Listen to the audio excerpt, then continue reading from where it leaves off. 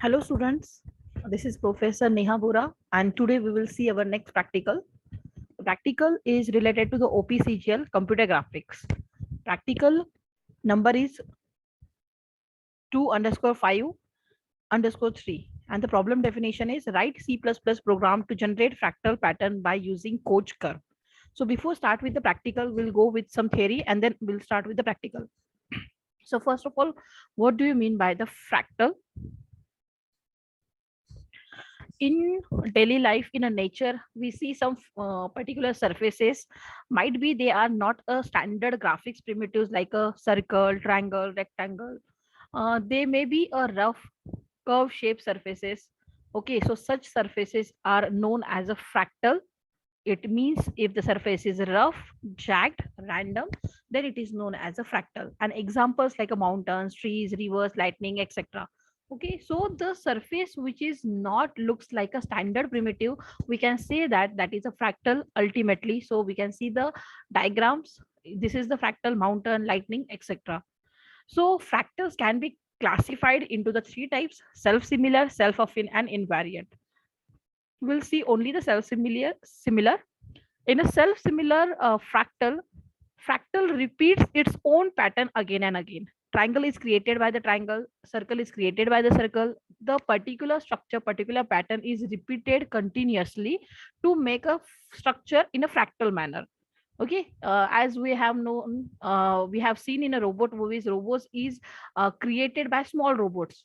Okay, so in this we are considering the same pattern again and again and again until that standard primitives is not converted into the fractal. So fractal is ultimately a some rough and jagged surface. So the next topic is what is the meaning of the Koch curve. Okay, the name is what? Triadic Koch curve, which was discovered by the Helge von Koch.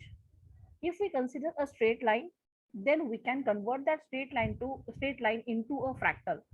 And Koch curve is a self-similar fractal example.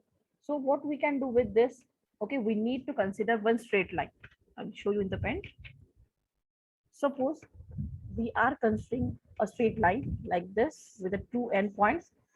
So this first point and this is the second point. We can say that this is a line, and if I want to convert this line into fractal, we can apply the Koch curve. According to the Koch curve algorithm, though the name is curve, but it is an example of what? Fractal. We need to first divide the line into the three equal portions. So these are the two intersection points. Okay, and it is converted into the three small lines: first, second, and third. Then after that, we need to consider the middle portion, middle line, and we need to consider a half portion of this, and we need to consider one point which is uplifted from that center point. And then after that we can draw the line in a such a way that this is connected to this point is connected to this point is connected to this one, and this point is connected to this one, and this is the first iteration. So this is known as a first iteration of the Koch curve, and we need to again repeat the same procedure until this particular figure is not converted into the fractal. Okay, so हम क्या कर सकते हैं? What is the next step? We can consider this four lines now. Four sublines was created. First one, this one is a second one, this one is a third one, and this to this one is a fourth one. Now we can apply the same in the second iteration. We can apply the same algorithm on parallel four lines. Then this line is treated as a main line, and we can convert this into this. Then we can convert this into this. We can convert this into this, and we can convert this into this. Now this is the output of what? Second iteration. So I can show you in the diagram. So first we are considering just a single line, then we can convert this line into such pattern. This is the first iteration output of the Koch curve. Okay, so consider the line, divide line into the three equal portions, then consider the mid section of that particular line, and consider again midpoint and uplift that point and connect these vertices, these points to each other. This is the output of the second iteration. Okay, till on a second iteration we cannot say that it is converted into the fractal, irregular shape nahi hua hai. So again we can apply for the third one. Now parallel algorithm is working on a 16 sublines, then again we can convert this into the next iteration. So after fourth fifth iteration we can say that this is not now a line, this is just a some particular pattern which is a rough or jagged random surface. So in this way coach curve work. Okay, and this is the animation for the coach curve. So it's very basic. We can convert a line into some pattern and which is a irregular pattern. If we apply the same algorithm on a triangle, then this is known as a snowflake. Basically, snowflake word is nothing created by the flower. Snowflake is a flower which is in we can found in a like Himalaya Pradesh, okay, जहाँ पे बर्फीला होता है. सो वहां पे हम लोग क्या कर सकते हैं, स्नोफ्लेक फ्लावर को कंसीडर कर सकते हैं. तो Snowflake is ultimately nothing but that. Okay, so triadic coach curve produces procedure applied on a triangle, then we can find out the snowflake. So you can continue this algorithm to just find out the coach curve, or you can extend this on the snowflake also. And the next algorithm is a Hilbert curve. Though the name is curve, it is an example of what, fractal. So again there is a 3-line section. You need to follow this procedure and you are continuing this procedure until you will not get a some complicated structure. So this is a Hilbert curve. So in the today's practical, we are only concentrating on the coach curve. So this is the procedure. Now, this is ended with the theory. We can start our practical session. This is very small program. First thing we have done is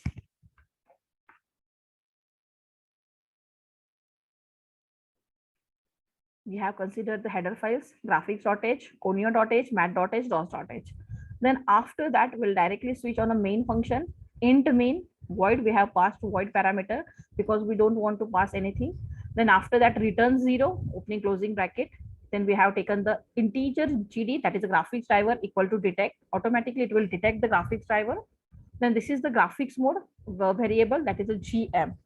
Then we can apply init graph function to initialize the graphics mode with passing the parameter. First parameter is a graphics driver, the second parameter is a graphics mode, and third parameter is path2 driver. Okay, if we are considering the online GDB, then you can pass this parameter. Otherwise, according to your location, you can pass the BGI folder parameter here. Then we have taken the statically, we have started the coach curve with a single line, and for single line there are 2 endpoints, and for 2 endpoints you require the 4 coordinates values. So I have taken the coordinates values statically without asking to the user. Okay, so I have taken the 2 endpoints x1 y1 and x2 y2 with this parameter values. I will show it on the page. So I have taken the first this point x1 y1 and this point, that is x2 y2. X1 is having the 150 value, y1 is having the 300 value. You can change this value also. It is on the straight line, so y2 is definitely again the 300, but x1 is changing from this position to this position, so that's why I have taken the 350. So these are the coordinates value which I have stored as an integer x1 150, y1 300, x2 350, and y2 300. Y1 and y2 is the same because the line is a horizontal line, the height is same.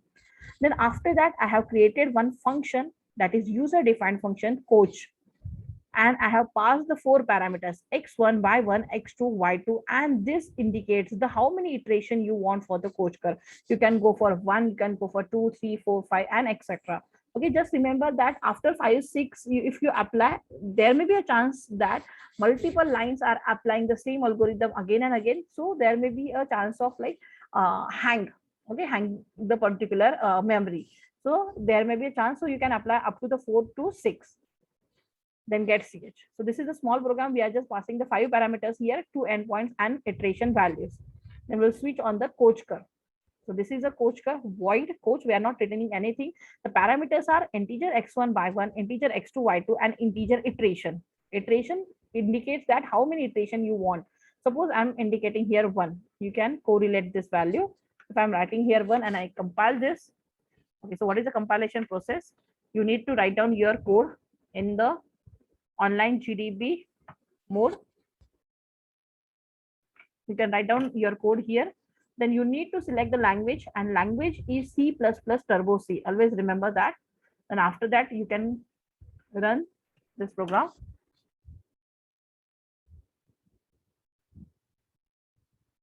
You will get the iteration one output. So the straight line was there, and then this was the divided into three section, and the middle section is uplifted like this. So this is the output of the first iteration. If I'm changing the value here from 1 to 4, then it will give me the output according to the fourth iteration. So this is the output of the fourth iteration. So you can do accordingly. Okay, now we are talking about the coach function.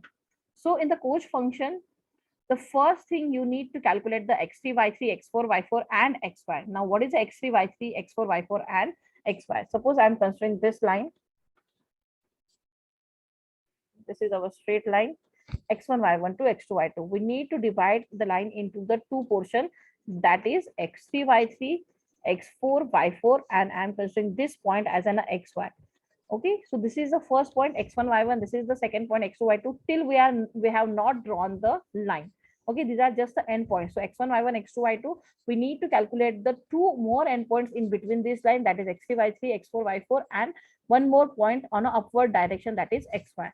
Now, how we can calculate x3, y3, and x4, y4? So the formula for that is we have divided line into the three sections. So for that, integer x3 is calculated like this: 2 into x1 plus x2 and divide by 3. So according to x1, x2 distance, 2 into x1 plus x2 divided by 3 will give me the exact location of x3. Similarly for y3, 2 into y1 plus y2 divided by 3. We can find out the location of y3. Similar case with the x4, y4. x4, y4 is nearer to the x2, y2 point. So the formula to calculate the x4, y4 location is x4 equal to now x1 plus 2 into x2 divided by 3, because we are dividing the line into the three equal portion, and y4 equal to y1 plus 2 into y2 divided by 3. So with the help of these equations, these formulas, we can find out the location of what x3, y3, and x4, y4. Then after that, we need to calculate the uplifted point, that is xy. We have given the name this point as an xy. So to calculate this xy, we need to consider this. So we have calculated from x3, y3, and x4, y4. So this is required. This is the angle, that is the theta. We need to take the angle value, and for that we have taken the variable float angle, and 60 degree is required because the angle is 60 degree, and we can convert this degree into radian with the help of this pi by 3. 3.14 divided by 180. You can write down 3.14. Otherwise, you can write down capital M underscore pi. From math.h, it will take the pi value and divided by 180. Multiply this value with the 60 degree. You will get degree to radian conversion, and you can store this into the angle. And definitely, if we are using the 3.14, we are dividing something. So the data type of this angle is a float. So we need to calculate the x value. So to calculate the x value, we need to consider this. Our screen is like this. X is incremented in this direction and y is incremented in this direction. Now x3 is on this position and x is on this position. So definitely x is greater than x3. So we can calculate integer x equal to x3 plus because it is after the x3. Okay, so x3 plus, and we need to consider the angle, and for that we can take this x4 minus x3. So this indicates what x4 distance according to x3 and x3, y3, and x4, y4. We need to consider the midpoint. So x4 minus x3. Okay, so x3 plus, and after that x4 minus x3 into cos of angle, and angle is a 60 degree, plus y4 minus y3 and sine of angle. So with respect to these calculations, we can find out the x value. Similarly, for the y3, so this is a y3, and we need to calculate the y, and definitely we can check that y3 is here on this point and y is on this point, and we are not incrementing it, we are decrementing it. So to calculate the y equal to y3 minus, because we are going in a reverse direction from the y3. So y3 minus, and then after that you can apply the same x4 minus x3, and now this time we need to consider the sine of angle, and angle is a 60 degree, plus y4 minus y3 and cos of angle. And with respect to these equations, we can find out x and y. Now we have a number of points like x1, y1, x3, y3, xy, x4, y4, and x2, y2. So we have this 1, 2, 3, 4, 5 coordinates values, and on the basis of that, we can draw the particular Koch curve. Now you need to first check whether iteration is greater than 1. If iteration is greater than 1, you need to apply the same algorithm repeatedly until it will not become a iteration equal to 1. So if iteration is greater than 1, you need to apply this Koch curve 4 times. Now why this is 4 times? Not on the basis of the iteration value, it is basis on the how many lines is created by the after first iteration. So the line is created first line, this line is created the second one, this line is created to third one, and this line is created to fourth one.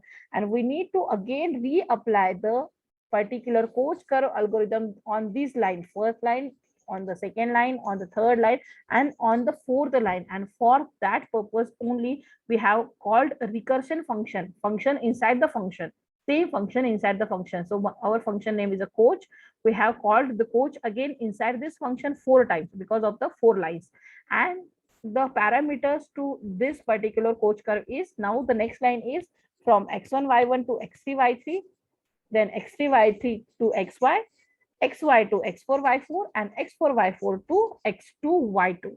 So like in this similar pattern, we can write down x1, y1, x3, y3, x3, y3, xy, xy, x4, y4, and x4, y4, x2, y2.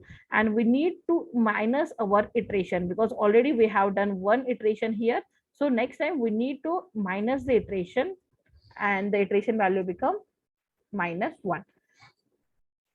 Repeat the same procedure until you are not completing all your iteration. And once iteration is not greater than 1, if it is equal to 1, then you need to stop, and you need to, because till now we have not drawn the line, single line on the screen. Okay, now we have just calculated the points, first point, second point, third point, fourth point, fifth point, and likewise we are just calculating the points likewise this. Okay, and now after this we need to draw the line.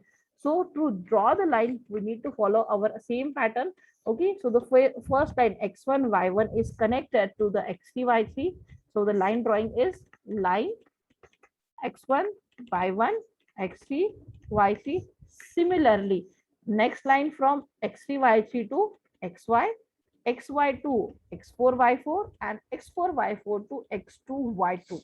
So you can repeat this procedure for all the 4 lines. So line x1, y1, x3, y3, the second line, the third line, and fourth line, and you can mention the delay so that you can check the output slowly.